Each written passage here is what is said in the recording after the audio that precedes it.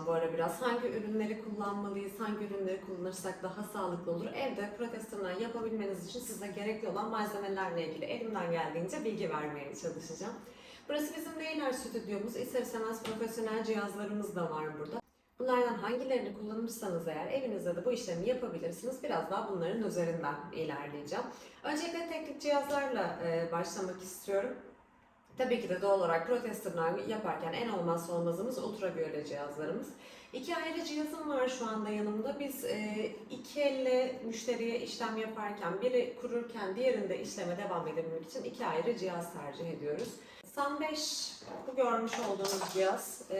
İçerisindeki LED ışıkları bir tık daha az, fiyat olarak daha uygun bir cihaz ama tamamen evde de işinizi görebilecek olan cihaz. Şurada X10 Max diye başka bir cihazım var. Gördüğünüz gibi kameraya yansıyor mu bilmiyorum. İçindeki LED sayısı diğerinin 2 katı kadar fazla. Fiyat olarak da doğal olarak daha yüksek. Ama düşünecek olursak eğer aralarındaki tek fark bunu da atıyorum işleminizi 30 saniyede yaparken bunu da 15 saniyede yapıyorsunuz. 100 saniyede yapıyorsanız 50 saniyeye düşürüyorsunuz. Aradaki tek fark bu. Evinizdeki işlemi tamamen bu tarz bir cihazla da yapabilirsiniz. Yapacağınız işleme göre tabii ki de törpü de işinizi görebilir.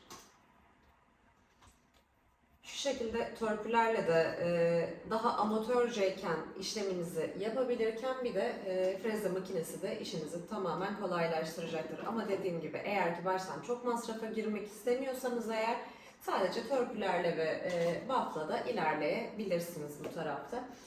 Freze makineleri piyasada çok fazla var. İstediğiniz gibi bulabilirsiniz. Ben bunu yanlış hatırlamıyorsam eğer Trendyol'dan 3500 lira civarında bir fiyata almıştım ama siz daha amatörlerini daha uygun fiyata da bulabilirsiniz zaten. Başlıklarını da temin etmeniz gerekecek geldiğinde yanında. Şurada hatta az önce önüme çıktı. Farklı farklı başlıkları oluyor içinde. Şu tarz şeyler falan gönderiyorlar ama siz yine de seramik ve çelik başlıklardan da eğer ki yanında temin ederseniz işiniz tamamen kolaylaşacaktır. Cihazı aldığınızda değecektir. Bu cihaz iki farklı yönde çalışır. Şuradan da görebileceğiniz gibi sağ sol olarak yön değiştirirsiniz. Tırnağınızı atıyorum bu tarafa doğru temizliyorsanız eğer döngüsünü bu tarafa geriye doğru temizliyorsanız da gerisine doğru almanız gerekecektir. Aynı zamanda kuru manikür için de kullanırsınız bu cihazı. Onun için de tabii ki de ayrı başlıklarını almanız lazım. Kuru manikür yaparak devam edecekseniz bir tane de iyi bir makas edinmeniz gerekiyor. Önümde görmüş olduğunuz bu büyük cihaz ise toz çekme ünitesi. Evde toz çekme ünitesine çok fazla ihtiyaç duymazsınız. Fakat toza alerjiniz vardır, biraz yüksek yapmışsınızdır, sürekli törpülemeniz gerekiyordur. Bu yüzden eğer ki tercih edecekseniz de bu şekilde değil, bunun daha düşük wattlı, işte 1000 lira civarında satılanları da var. Bizimki daha profesyonel, yanlış hatırlamıyorsam 120 watt civarı falandı. Şu şekilde bir çekmecesi var. Toz buraya toplanıyor, biz buradan temizliyoruz. Biraz da fazla gürültülü bir cihaz. O yüzden siz eğer ki evde tercih edecekseniz daha dediğim gibi masaüstü olanları onu kullanabilirsiniz. Ben kamera açısı engellememesi açısından pedi kaldırmıştım. Evde yaparken pede çok fazla ihtiyaç duyacağınızı düşünmüyorum ama elimi ben sabit tutmakta zorlanırım derseniz yine bu şekilde bir üründe edinebilirsiniz. Bu biraz daha pahalısı. Bir de bu şekilde basic olanları var. Daha kolay bir şekilde bulup işte 50-100 lira civarında edilip kullanabileceğiniz bir ürün bu da. Böyle de freze makinesinin gördüğünüz gibi çok da farklı uçları var. Bunları zamanla artırarak edinebilirsiniz. Bu işin temeli olarak zaten protez tırnak bir jelden ibaret biliyorsunuz. Kullandığımız en önemli malzememiz jelimiz bizim. İlk önce ben jellerden başlamak istiyorum. Bizim kullandığımız Deja Vu marka jeller. Tabii bu jellerin farklı renk tonları var.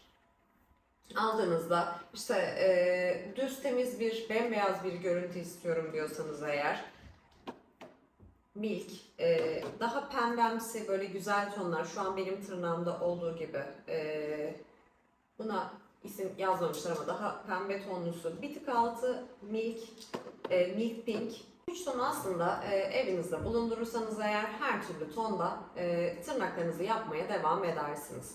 Ama ilk başlıyorum derseniz, orta derece bir şey olsun derseniz ben Milk Pink'i öneririm. Ortadır, beyaza yakındır, pembeye doğrudur. Tam arada bir rengi yakalamış olursunuz. Ama daha ilerisine gittiğinizde dediğim gibi farklı farklı tonlar kullanmak istiyorsanız eğer clear ve diğer pembe olanı da burada tercih edebilirsiniz. Zaten Deja Vu'nun Instagram sayfasına girdiğinizde açıklamaya ekleyeceğim tüm renkleri bulabiliyorsunuz. Polijel görmüşsünüzdür. Tipslerle işte uygularlar.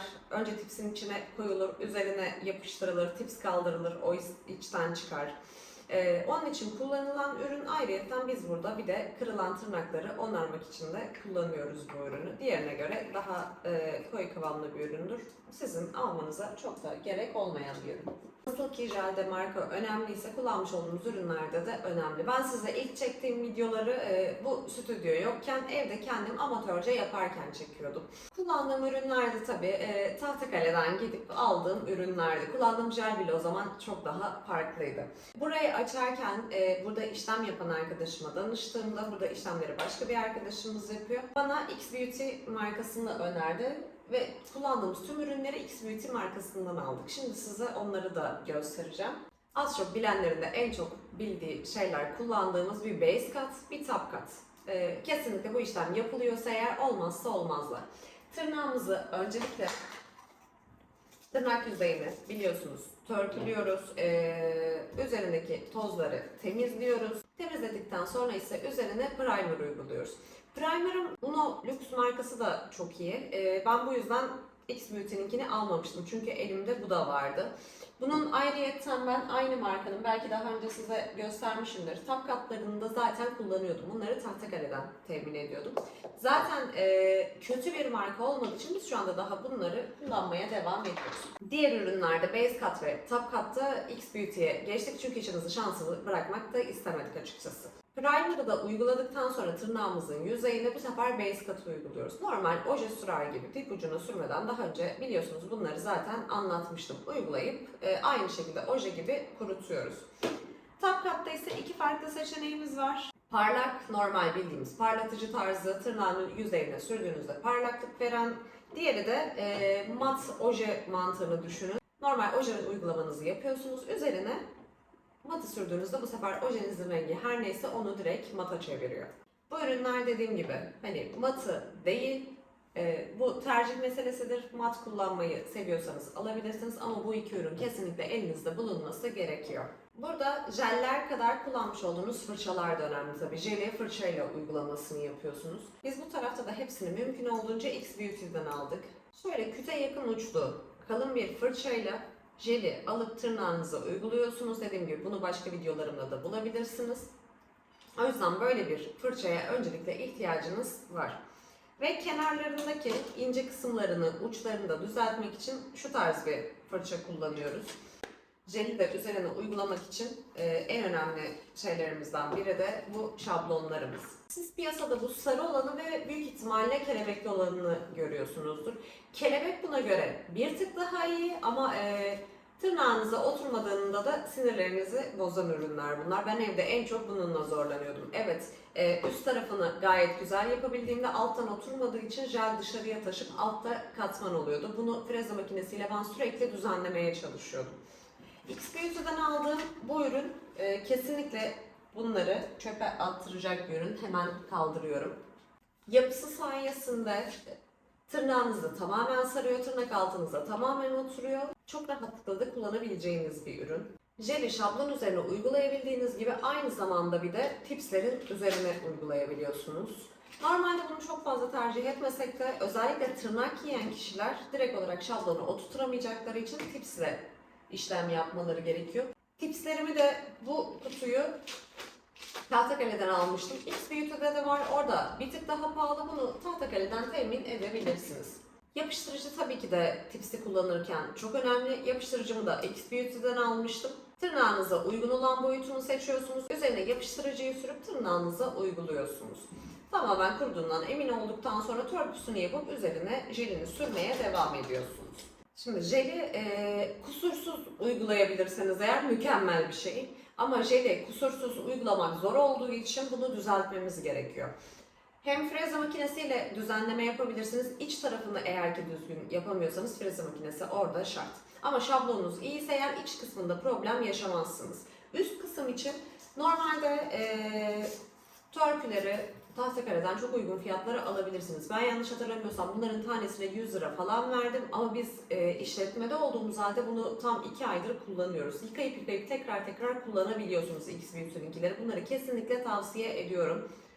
Yüzeyini öncelikle eğer ki çok kalın yaptıysak sert tarafıyla yapıp daha sonra yumuşatmak için de üzerine pürüzsüzleştirmek için de buff'ımızı kullanıyoruz. Aynı şekilde kısaltmak için. Eğer ki tipsle işlem yapıyorsak, tips çok uzun bir ürün. Bunu kısaltmamız gerekiyor. Bunun için de makasımızı kullanıyoruz. Makası da Tahtakale'den temin edebilirsiniz. Tüm bu işlemlerden önce tırnak etimizi itmek için de şu klasik portakal çubukları, bunları da her yerde bulabilirsiniz zaten. Ben Trendyol üzerinden bunları sipariş veriyorum. Yanlış hatırlamıyorsam 30-40 lira civarında bir şeydi. Yine bakar zaten bunların mümkün olduğunca siz yorumlarda sordukça linklerini eklerim. İşlem yaptıktan sonra bunlar yapışkan ürünler oldukları için üzerlerini temizlememiz gerekiyor. Bunun için de cleanser'lar kullanıyoruz. X-Beauty'ninkini kullanıyorum. Özellikle koku hassasiyetim var migrenimden dolayı. Kokuyla ilgili de herhangi bir problem yaşamadım bu ürünle. Temizleyiciliği çok güzel. Bunu uygularken tabii ki evdeki normal peçeteyi falan da kullanabilirsiniz ama şu tarz tüysüz peçeteleri kullanırsanız eğer daha rahat edersiniz. Tırnak yüzeyinizde herhangi bir tüy, pamucuk, o bu bırakmadığı için de sizin işinizi çok fazla kolaylaştıracaktır. Cleanser'ı kullanıyorum ama ben mesela asetonu da çok fazla kullanıyorum. Özellikle yaparken işlem sırasında yere döküldüğünde veya fırçalarımı temizlemem gerektiğinde ise en büyük kurtarıcım aseton oluyor. Bilmiyorum el alışkanlığı mıdır nedir ama dediğim gibi ben asetonu cleanser'a göre daha çok tercih ediyorum. Evinizde yine de asetonunuzu da bulundurmayı ihmal etmeyin.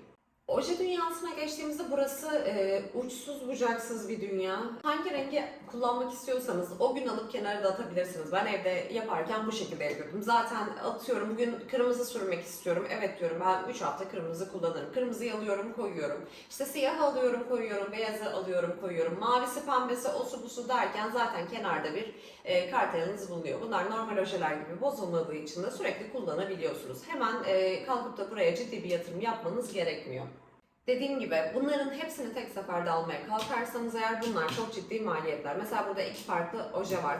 Normal ojeler ben bunları 220 liraya alırken bunları 300 liraya almıştım mesela yine X-Beauty'den. Ama diğer ürünlere göre çok daha iyiler. 3 kat süreceğinize 1 kat sürüyorsunuz. Tertemiz devam ediyorsunuz kullanırken. Şöyle güzel güzel şişeleri var. Birkaç tane çıkartacağım size örnek olarak. Bu üzerlerindeki kalpleri ben yaptım. Özellikle bunları göstermek istiyorum size. Her seferinde ya bunun içinde ne vardı, işte 39 numara hangisiydi diye düşünmemek için şu şekilde üzerine minik minik kalpler çizebilirsiniz. Makinede kurutup üzerine tap katı sürdüğünüzde bunlar zaten kalıcı olacaktır ve inanın çok işinizi kolaylaştıracaklar. Ojeler dediğim gibi normal bir ojeye göre daha koyu kıvamlılar zaten ama X-Beauty'nin ojelerini bu yüzden öneriyorum. Sadece tek katta bile az önce de söyledim. Kapatıyorsunuz. Bu hem vaktinizden tasarruf etmenizi sağlıyor hem de kullandığınız ürünün süresini uzatıyor. Atıyorum 2 ayda bir oje alacağınıza 4 ayda bir oje alıyorsunuz. Bu yüzden de kalitesi gerçekten çok önemli. Ayrıca mesela ben evde yaparken şu tarz bir marka kullanıyordum. Bu hangi rengi bilmiyorum da bunun grisi vardı. Açamadım da şu an. Mesela o gri olan ve bu siyah olanmış. Ben gri olanda çok sorun yaşıyordum. Kurutuyordum, üzerine tap katını sürüyordum. Duşa girip çıktığımda soyuluyordum mesela. Bana çok problem yaşatmıştı özellikle o rengi. Diğerlerinde sorun yaşamamıştım. Ama bu tarz problemler olmaması açısından kesinlikle kullanmanız gereken şey kaliteli ürün. Bunu da dediğim gibi toplu alarak masraf yapmayın. Zaten aldığınız bir ürünü çok uzun süre kullanacaksınız. Normal ojeyi 2 günde bir sürerken bunu zaten ayda bir değiştiriyorsunuz. Kesinlikle iyisini, kalitelisini tercih eder. Bence kendinize iyilik yapmış olursunuz. Ve bunun haricinde dediğim gibi bir de özel oje dediğimiz ojeler var. Normal sürülenlerin haricinde. Kedi gözlerini eminim ki siz de çok beğeniyorsunuzdur. Şu şekilde kedi gözü ojeler. Bunlar özel seri olan ve 300 lira kategorisinde olan ojeler. Seçebiliyor musunuz bilmiyorum. Bunlar mesela siyah ojenin üzerinde denenmiş halleri. Biraz önce farklı farklı renkler üzerinde ben merak ettiğim için denedim. Mesela diğer renk tonlarında da bu şekilde duruyorlar. Bunlar tamamen artık sizin, evet ben bu işi yapıyorum, artık güzel nail artlar yapmak istiyorum dediğinizde biraz daha pratik olan ürünler. İşte bir desen çizmekten ziyade bu şekilde uğraşmaktansa işte ojenin verdiği efektle bunu tercih edebiliyorsunuz. Ama bunu alırken bir de mıknatısını almanız gerekiyor. Ojeyi sürüyorsunuz, kurutmadan önce mıknatısın yönleriyle şekil veriyorsunuz, daha sonrasında makinede kurutuyorsunuz. Bu mıknatısı normalde edinmenize gerek yok ama cat ice bir oje kullanacaksanız eğer kesinlikle bulunması gerekiyor. Yoksa ojeyi sürdüğünüzde yani şuradaki simli gri ojeden, hatta şu simli gri ojeden hiçbir farkı kalmıyor. Chameleon ojeler ve disco top ojelerde bunlar da yine farklı farklı ihtimaller. Normal oje kullanmayacağım, daha böyle gösterişli, simli oje olsun istiyorum diyorsanız eğer şuradaki seri bakın bunlarda. Bunları da tercih edebilirsiniz.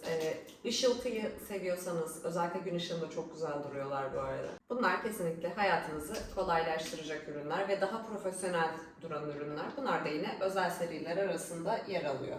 Şimdi artık protez tırnak yapmayı öğrendik. Bu ojelerden hevesimizi aldık. Bir tık daha üzerine geçmek istiyorum dediğinizde bu sefer işin içine aksesuarlar geliyor. Aksesuarlarda hemen şöyle kutularımı çıkarmak istiyorum sizlere. Buradaki dünya oje dünyasından çok daha geniş.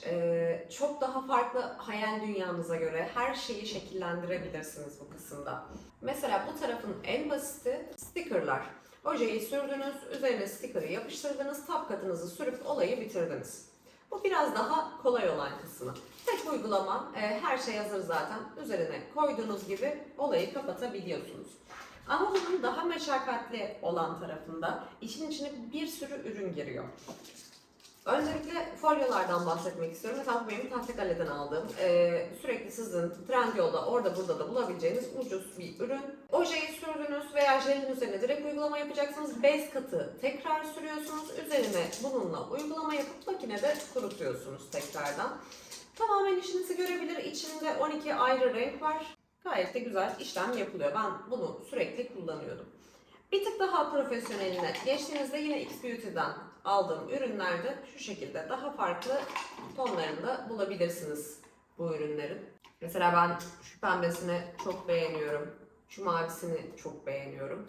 Diğerine göre çok çok daha kaliteli bir ürün tabii ki de. Mesela onun alt tarafı hepsinin farklı renk. Bunun çift taraflı. Hani uyguladığınızda tek bir renk almış oluyorsunuz. Ama ilk baştan bu kadarına gerek var mı derseniz hayır. Şu üründe gayet güzel işinizi görebiliyor.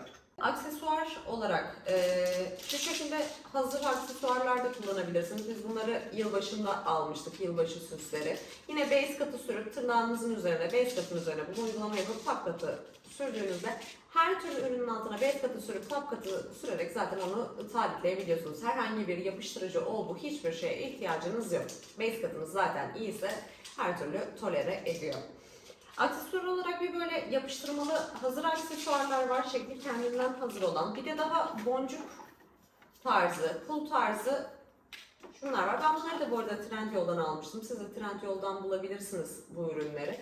Bunlarla kendiniz de şekillendirebilirsiniz veya dediğim gibi şu şekilde hazırlarında kullanabilirsiniz. Zaten hepsinin uygulaması aynı. Bu şeritleri tırnağın üzerinde şekil olarak da değerlendirebilirsiniz. İşte bir Burberry deseni derler ya mesela, öyle bir desen çizmek için de kullanabilirsiniz. Veya iki ayrı ojeyi farklı farklı sürüp arasındaki o keskinliği belirlemek için de tercih edebilirsiniz. Kullanımı tamamen size kalmış. Ben bunları da Trendyol'dan almıştım. Yine Trendyol'da çok uyguna bulabileceğiniz ürünler. Son zamanlarda bayağı bir akvaryum tırnak modası oldu biliyorsunuz. Hem akvaryum tırnakta hem de üzerinde desen olarak kullanabileceğiniz şu şekilde glitter pulları mı deniyor bilmiyorum. Genelde böyle glitterlerin içinde bulmaya alışırız. Mesela şu sarı yıldız, altıgen tarzı gümüş, yine altıgen altın rengi.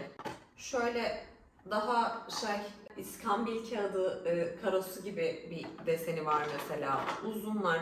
Bunları toplu olarak almıştım ben yine Trendyol'dan. Bir ara YouTube için farklı videolar çekiyorduk kızlarımla. Onlarla da kullanıyorduk bunları. Burada da tercih ediyorum. Mesela şu şekilde simler vardı. Şu görmüş olduğunuz kutuların hepsi mesela renk renk sim. Bunları da ojeye uygulayıp üzerine dökerek değişik simli ürünler de elde edebilirsiniz. Hepsi farklı farklı. Yani tamamen sizin hayal gücünüze kalmış ürünler. Ve hepimizin aşırı sevdiği son zamanların en büyük modası olan inci tozları ve ayna tozları. Şu X Beauty'den aldığım altılı bir inci tozu. Fiyatı yüksek bir ürün. Ama çok güzel bir ürün. Uyguladığınızda gerçekten almış olduğunuz verim çok çok güzel. Diğerlerinden çok daha farklı. Ayna tozları, inci tozları bunları kullanmayı gerçekten herkes bu ara çok seviyor. Hepsi çok moda. X Beauty'den aldım. Mesela şu ikisini Tahtakale'den almıştım. Bu ikisi X Beauty'den. Gerçekten ikisinin arasında çok büyük farklar var kullandığınızda. Bunu anlarsınız zaten.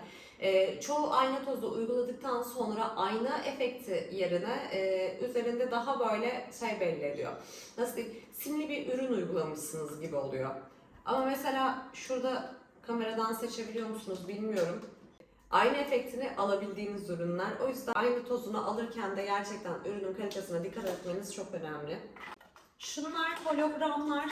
Bunlar da kullanmayı en çok sevdiğimiz ürünler olabilirler.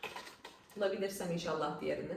Mavi alt notalı ve pembe alt notalı olanını seçmiştim ben buraya için alırken. Şöyle bakacak olursanız şu ürünler gerçekten gün ışığında mükemmel duran ürünler.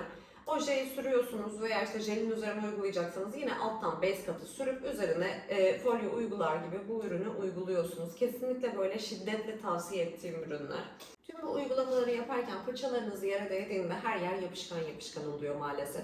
Bunun için şu tarz bir ürün var. Aldığınızda fırçayı üzerine koyduğunuzda fırçanız hiçbir şekilde yere ve birbirine değmiyor. Ürünü kesinlikle tavsiye ederim. Bunu kullanabilirsiniz.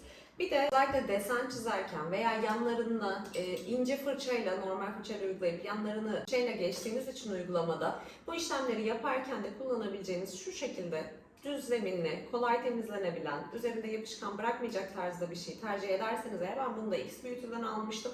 Ama normal epoksi ile yapılmış süslerde zaten bunları bildiğim kadarıyla ucuzluk pazarlarında falan da satıyorlar. Böyle bir şeyin üzerinde uygulama yapıp karıştırmanızı yapıp tırnağınıza uygulayabilirsiniz. Daha sonrasında asetonla veya cleanserla sildiğinizde zaten tertemiz oluyor bu ürünler. Bu işlemleri yaparken ışık çok önemli. Bulunmuş olduğunuz ortam, mesela atıyorum biz beyaz ışıkta biraz daha zor çalışıyoruz. Sarı ışık biraz daha güzel geliyor. Normalde masanın üzerinde şu tarz bir ışık kullanıyoruz. Büyük ihtimalle kamerada şu anda bir gidip gelme olmaya başlamıştır. O yüzden bunu çok fazla açık tutmamaya çalıştım görüntü boyunca. Çünkü led ışıktan mıdır nedendir bilmiyorum. Kamerayı açtığımızda bu da açık olduğunda direkt görüntüde git gel oluyor. Yoksa ben bu görüntüyü çok daha fazla seviyorum. Bu şekilde bir ışık edinebilirsiniz. Bunu Ikea'dan almıştım. İçi şu şekilde, ampul değil, led. Uygulama yaparken de tamamen işinizi kolaylaştırıyor. Tabii bunlar dediğim gibi her ürünü hemen almanıza gerek yok ve bunu ne sıklıkla yapacaksınız, profesyonel olarak mı yapacaksınız, hobi olarak mı yapacaksınız, bunlar da çok önemli. Zamanla zaten kendinizi geliştirdikçe baktınız ki bu iş tam size göre, bundan keyif alıyorsunuz. Tüm ürünlerinizi zaten en iyi şekilde daha sonrasında tamamlarsınız. Şimdilik gösterebileceklerim size bunlar. Merak ettiğiniz ürünler, görmek istediğiniz ürünler varsa bunları yorumlara yazabilirsiniz. Elimden geldiğince tüm yorumlara zaten cevap veriyorum. Ve yazmış olduğunuz yorumlar bundan sonraki çekeceğim videolarda da emin olun bana da çok yardımcı oluyor. Neleri merak ediyorsanız ona göre yönelmeye çalışıyorum. Videomu buraya kadar izlediğiniz için çok teşekkür ediyorum. Abone olur ve beğenirseniz de çok çok sevinirim. Kendinize çok iyi bakın.